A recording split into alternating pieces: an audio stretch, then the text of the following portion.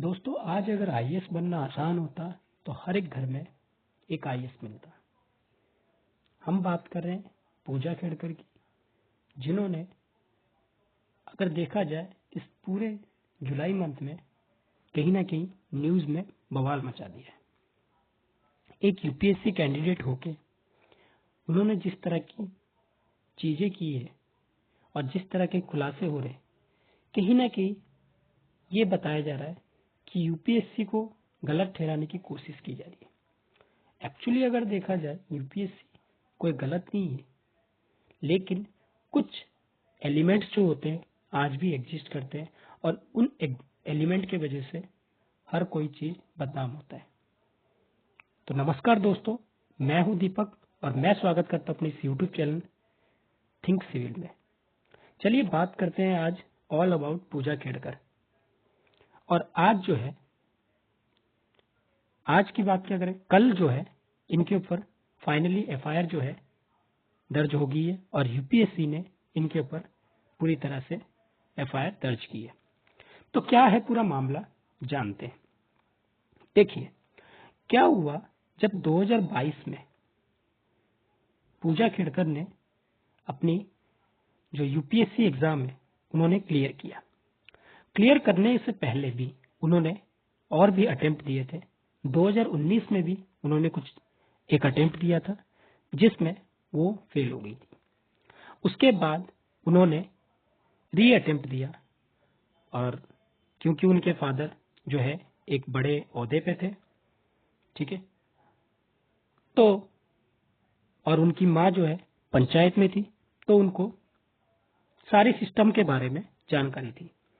अगर आप सिस्टम के लूप होल को जान ले तो कहीं ना कहीं आसान हो जाता है हर चीज को मैनेज करना। तो ये चीज कहीं ना कहीं यहां दिख रही थी सिस्टम में कि आप सिस्टम के साथ किस तरीके से खिलवाड़ कर रहे हो। अगर हम पूजा की बात करें तो 2019 में भी उन्होंने कुछ इस तरह के अटेम्प्ट किए थे, लेकिन वहां पे उनका कैंडिडेचर कैंसिल हो गया था। जब 2022 आया, ये नहीं कि उससे पहले नहीं दिए थे, बिल्कुल दिए थे। 2022 की हम पर्टिकुलरली बात करें तो जब 2022 का अटेम्प्ट दिया था तो वहां पे उनका सिलेक्शन हुआ था और सिलेक्शन होने के बाद ट्रेनी आईएएस के रूप में उनको महाराष्ट्र कैडर मिला था, जहां पे उन्होंने अपनी ट्रेनिंग जो है स्टार्ट की। ठीक है, जैसे आईएएस के नीचे यानी कि किसी आईएएस ऑफिसर के साथ आप रह के वहां पे ट्रेनिंग लेंगे और 2 साल के लेंगे, जिसको प्रोबेशनरी आईएएस ऑफिसर कहा जाता है। अगर प्रोबेशनरी आईएएस ऑफिसर की बात की जाए, प्रोबेशनरी आईएएस ऑफिसर की बात की जाए तो उनको इतनी फैसिलिटी नहीं दी जाती है जितनी आईएएस ऑफिसर को दी जाती है। एक आईएएस ऑफिसर बनने में भी काफी मेहनत लगती है, कोई चीज आसानी से नहीं मिलती। आईएएस की एग्जाम तो अलग बात है, पहले आईएएस के साथ आईएएस यानी कि यूपीएससी के साथ रहना तो सीखो। आप अगर ढंग से उनके साथ रहना नहीं सीखोगे तो आप आईएएस बनने लायक नहीं हो, यानी कि यूपीएससी नहीं, लोगों के साथ रहना नहीं ठीक सीखोगे। तो यही हाल हमारे पूजा खेड़कर जी का था। वो जब आईएएस की ट्रेनिंग यानी कि लवासना से निकली तो वहां पे उनकी पोस्टिंग हुई अपने ही स्टेट में, महाराष्ट्र कैडर में, और वहां पे प्रोबेशनरी आईएएस के रूप में जॉब कर रही थी। तो जब प्रोबेशनरी आईएएस की बात करें तो इनको एक कमरा और कुछ 2-4 चीजें फैसिलिटीज वगैरह मिलती है, गाड़ी वगैरह मिलती है, नॉर्मल गाड़ी, कोई ये नहीं कि वीआईपी गाड़ी। अब इनकी ट्रेनिंग ही चल रही थी, प्रॉपर तरीके से तो आईएएस बनी नहीं थी। तो केस क्या हुआ, इन्होंने डिमांड रखी अलग अलग चीज की। अब इन्होंने रखी डिमांड, और डिमांड किन किन चीजों की जो एक आईएएस ऑफिसर को भी ठीक तरीके से नहीं मिलता है, यानी कि ये सिस्टम के साथ आप खेलने वाली बात होगी। इन्होंने डिमांड रखी कि मुझे लाल बत्ती वाली गाड़ी चाहिए, लाल बत्ती वाली गाड़ी चाहिए। मुझे वीआईपी नंबर प्लेट चाहिए, मुझे एक अटैच वॉशरूम वाली ऑफिस चाहिए, वॉशरूम ऑफिस चाहिए, और इनको एक पर्सनल ऑफिस भी चाहिए था। तो ये सारी डिमांड रखी। तो जब इन्होंने इस सारी चीजों की डिमांड रखी, और किन के सामने, अपने सीनियर के सामने, कि भाई मैं आईएएस ट्रेनिंग के लिए आ रही हूँ, जबकि ऐसा कुछ नहीं मिलता है। एक आईएएस ऑफिसर जितनी उसकी सैलरी होती है बस उतने में ही उसको खुश रहना पड़ता है। सपोज कीजिए आपके पास अगर 10,000 रुपए की सैलरी है तो आपको उतना ही अमाउंट एक्सपेंडिचर करना है, और अगर कुछ एक्सपेंसिव चीज भी आप लेते हो, तो उसको भी आपको गवर्नमेंट को बताना पड़ता है। और 311 अगर बात की जाए आर्टिकल की, तो उसमें ये चीज बताया गया है। और साथ में आईएएस ऑफिसर को, एक ट्रेनिंग आईएएस ऑफिसर को कि देखिए एक छोटा कमरा मिलता है, इतनी फैसिलिटीज नहीं मिलती है कि आप एक शानदार जिंदगी जियो। एक नॉर्मल लाइफ जीने के लिए ही आपको सिस्टम के साथ आए हो। आपका सिर्फ मोटिव है कि आप यहाँ पे सिस्टम के साथ खेलने नहीं, सिस्टम को सुधारने आए हो। और जब सिस्टम से सुधारने वाला ही सिस्टम के साथ खेलने लग जाए तो फिर इनका इफेक्ट कहीं ना कहीं हमारे कंट्री के अलग अलग हिस्सों में दिखता है। तो यही चीज कहीं ना कहीं यहां इन्होंने डिमांड रखी, और इस डिमांड को जब इन्होंने रखी, क्योंकि ये जानती थी कि इनके फादर का सपोर्ट है, मदर सरपंच में है, तो जब इनकी सपोर्ट रखेगी तो ऑटोमेटिकली क्या हुआ, ये बात ऊपर तक पहुंची तो उसमें जांच पड़ताल हुआ, पता लगा कि वो भाई दूसरे आईएएस ऑफिसर है जो इन सीनियर है, उनकी ऑफिस भी हड़पने की कोशिश की, उनकी जगह को घेरने की कोशिश की, वहां पे अपने आप को स्टेब्लिश करने की कोशिश की, वहां के नेम आइडेंटिटी को चेंज करके अपना सारा सिस्टम रखने की कोशिश की।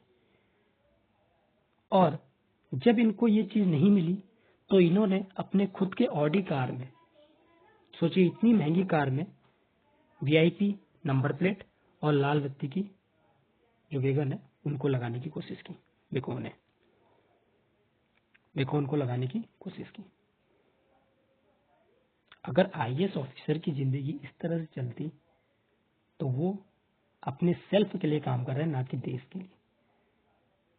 देश के लिए जब एक आप आईएएस ऑफिसर बनते हो तो एक आईएएस ऑफिसर तभी बन पाता है जब वो देश के लिए काम करता है, देश के बारे में सोचता है। अब बात उठती है भाई ये सारी चीज तो डिमांड में थी, चलिए होगी और कर लिए इन्होंने जो चीज।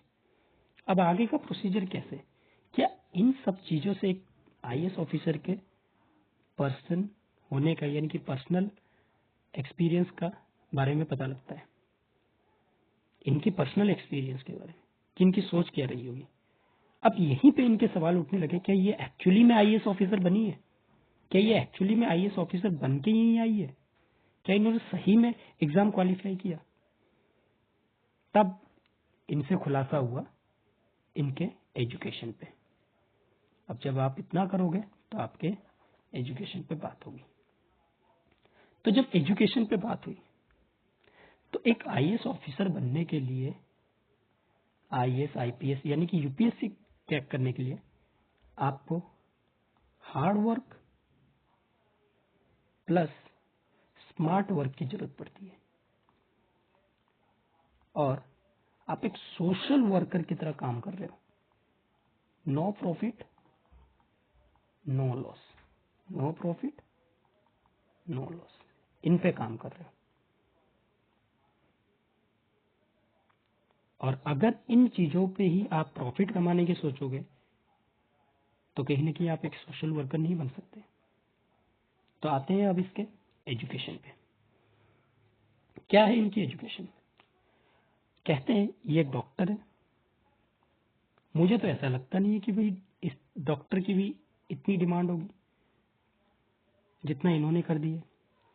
अगर एजुकेशन की बात की जाए, एजुकेशन में इन्होंने डॉक्टरी की पढ़ाई की है, किस तरीके से की है ये मैं भी नहीं बता सकता। जब इन्होंने 2022 के आईएएस ऑफिसर यूपीएससी के एग्जाम में बैठे तो इन्होंने अपने पहली बात तो बहुत सारी चेंजेस किए, क्योंकि मैंने आपको बताया था कि 2019 में इनके कंडीशन कैंसिल हो गया था। तब 2022 में बैठे हैं तो कैंसिल होने से भाई किसी को दोबारा मौका थोड़ी ना मिलेगा। अब इनको दोबारा मौका दिया गया है। अब लेकिन दोबारा मौका किस बेस पे दिया जाएगा? अब इन्होंने क्या किया, नेम को चेंज किए, इन्होंने अपनी ओबीसी कैटेगरी चेंज की है, पीडब्ल्यू कैटेगरी आया, यहां तक कि इन्होंने तो अपने फादर के और मदर के नाम भी चेंज कर दिए, और अपना नाम तो चेंज किए कि अपने फादर और मदर के नाम भी चेंज कर दिए। और इसके साथ इन्होंने अलग अलग चीज, जैसे नाम तो चेंज किए ही किए, इन्होंने कास्ट सर्टिफिकेट बनवाए, ओबीसी कास्ट सर्टिफिकेट, और साथ में अपनी इनकम भी कहीं ना कहीं यहाँ पे छुपा के रखा।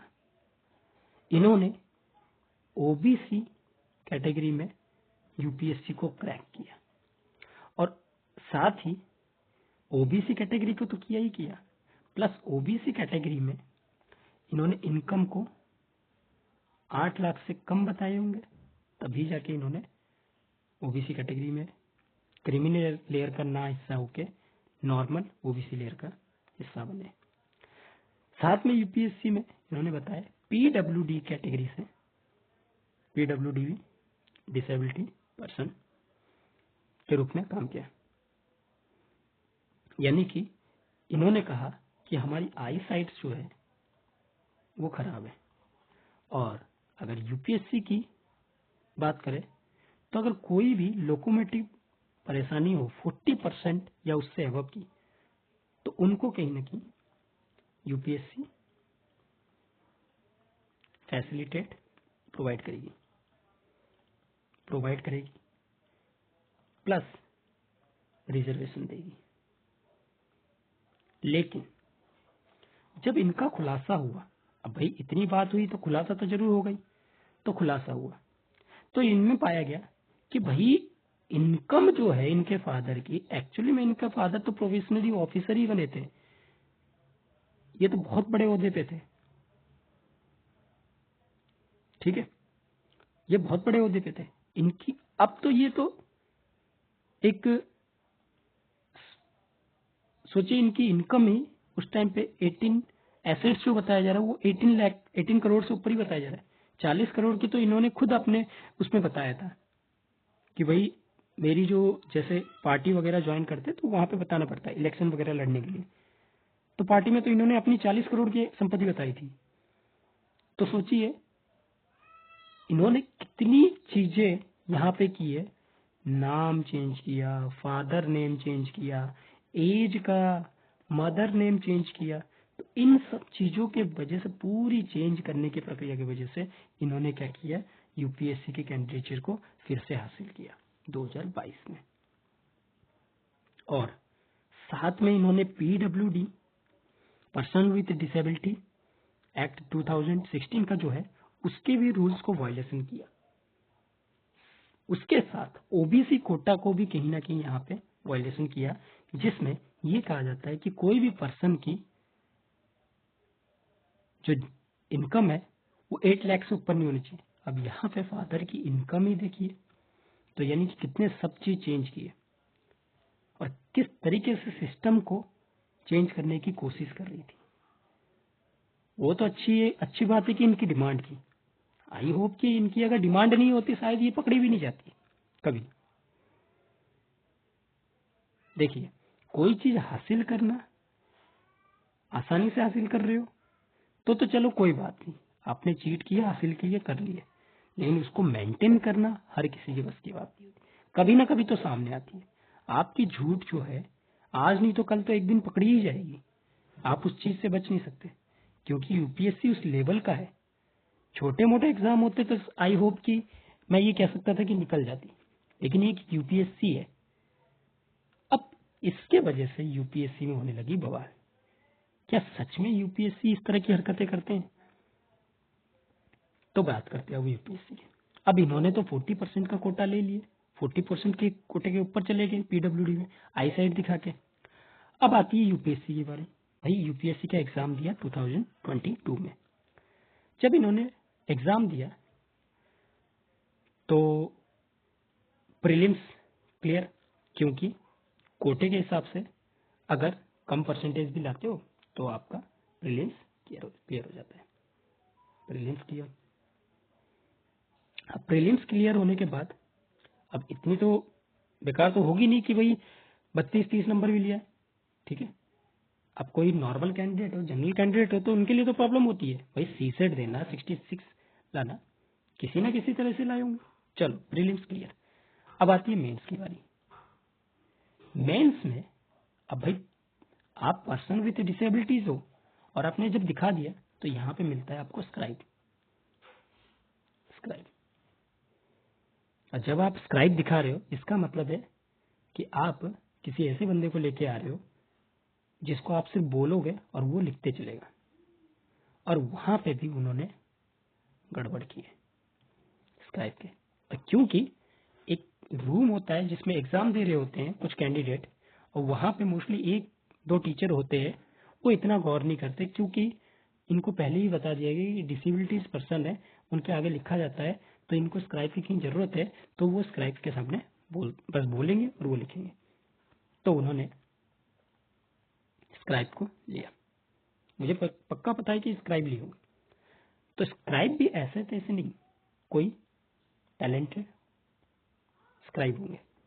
आई होप कि जो एफआईआर होनी चाहिए वो स्क्राइब पे भी होनी चाहिए, क्योंकि उनको पता होते हुए भी उन्होंने इस तरह की हरकतें की है।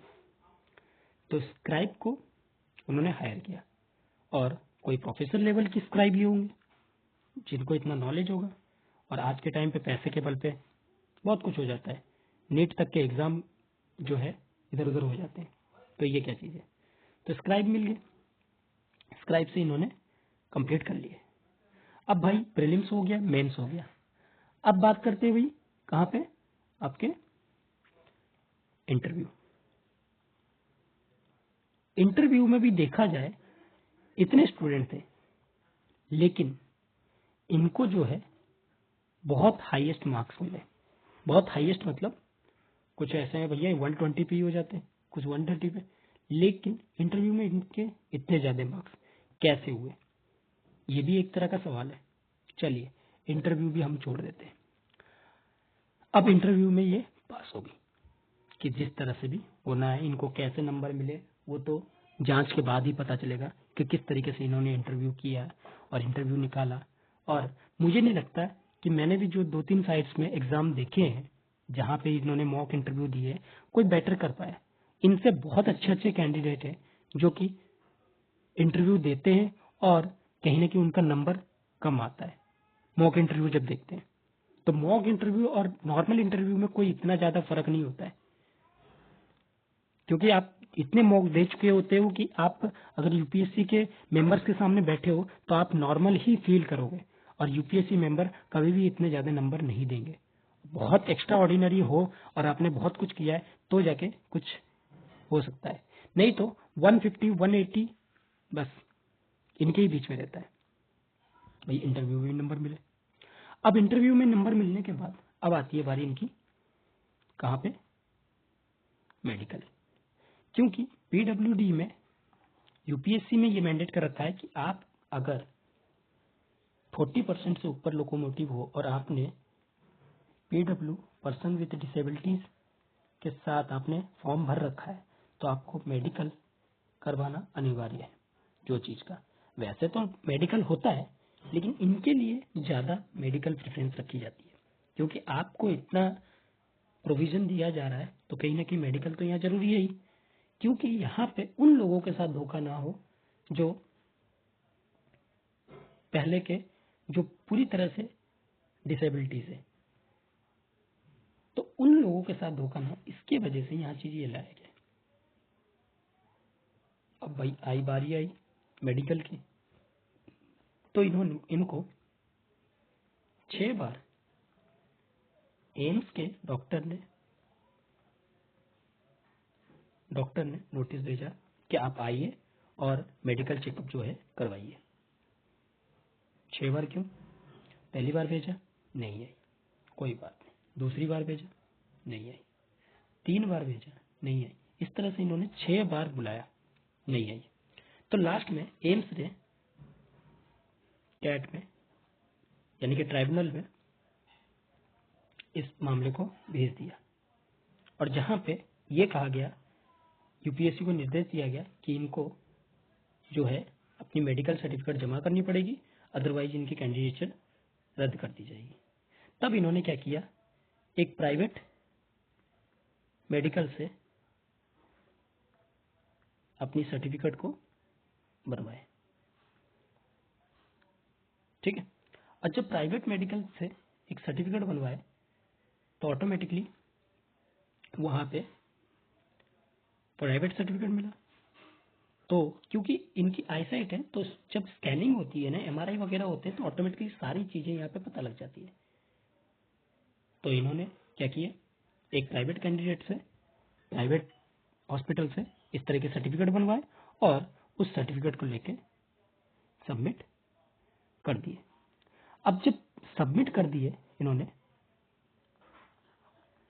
तो पहले तो यूपीएससी ने इसको रिजेक्ट कर दिया और फिर दोबारा से यूपीएससी ने इसको वैलिड कर दिया। चलो कोई बात नहीं, हो सकता है, इन्होंने मेडिकल दे दिया। और जब ये होने के बाद उसके बाद इनको ट्रेनिंग के लिए भेजा गया, जहां पे इनकी अलग अलग डिमांड ने इनको अपने घेरे में ले लिया। अब जब घेरे पे आ गई एक बार, तब इनके ऊपर जांच बैठी। जब जांच इनके ऊपर हुई तो कहीं ना कहीं इनके अलग अलग खुलासे निकल के आए, किस तरीके से ये आईएएस बनी, किस तरीके से यूपीएससी में आई, किस तरीके के साथ ये यूपीएससी के साथ खिलवाड़ कर रही थी, सारी चीजें निकल के आई। और साथ ही साथ इनके मदर की भी एक वीडियो वायरल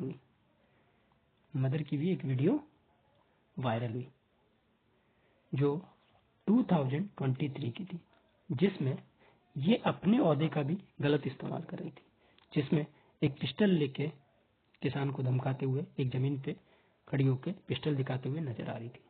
उस मामले में भी उनके मदर को अब अरेस्ट कर लिया गया है।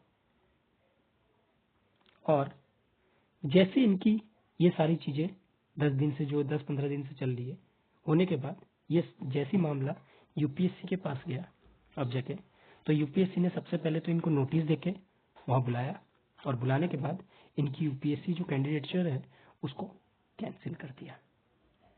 ठीक है, पहले तो रिटर्न नोटिस मांगा, रिटर्न के बाद अब इनकी यूपीएससी कैंडिडेचर जो है कैंसिल कर दिया।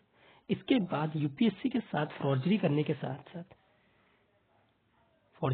साथ साथ इनको एफआईआर भी अब क्या हो गया, एफआईआर दर्ज हुआ इनके ऊपर। अब इनके ऊपर कार्रवाई क्या चलेगी क्या नहीं चलेगी वो तो यूपीएससी जानता है। भारतीय न्याय संहिता के हिसाब से इनके ऊपर जो है कार्रवाई चल रही है। इन्होंने पीडब्ल्यूडी एक्ट को किस तरह से नुकसान पहुंचाया, किसी तरह इंफॉर्मेशन टेक्नोलॉजी आईटी एक्ट, और अपनी जो यूपीएससी के साथ फॉर्जरी करने का, उसके ऊपर भी इनके ऊपर कार्रवाई हो रही है। अब जिस तरह की खबर निकल के आएगी, देखेंगे आगे किस तरीके की इनके ऊपर मुकदमा होती है, क्या होती है क्या नहीं होती है, ये तो हमें आगे ही पता चलेगा। लेकिन कहीं ना कहीं यहाँ पे यूपीएससी ने एक बार और साबित किया है कि वो अपने ऊपर कोई इस तरह की चीज नहीं लेना चाहता। यूपीएससी पहले से ही प्योरिटी थी और आज भी कहीं ना कहीं उस चीज को प्योरिटी दिखा रही है। लेकिन कुछ ऐसे इंसान है जो इस सिस्टम को खराब करने में लगे पड़े, सिस्टम के लूप होल का इस्तेमाल करने में लगे पड़े, और अपनी पावर का कहीं ना कहीं गलत इस्तेमाल कर रहे हैं। और आई होप कि ऐसे लोगों को कम से कम सख्त से सख्त सजा जो है मिलनी चाहिए, ताकि इस तरह की हरकतें ना करे, जिससे जो मेहनती कैंडिडेट है, जो हार्ड वर्किंग कैंडिडेट है, उनको कम से कम इस पोजीशन का फायदा मिले, जिससे कि वो लोगों की हेल्प कर सके, ना कि अपनी हेल्प कर सके। तो इन सब बातों के साथ मैं अपनी वीडियोस को यही रोकना चाहूंगा। आई होप कि आपको ये वीडियो अच्छी लगी होगी। अगर ये वीडियो अच्छी लगी है तो अपने दोस्तों के साथ शेयर कीजिए, इसको लाइक कीजिए और सब्सक्राइब करना ना भूलें। Thank you.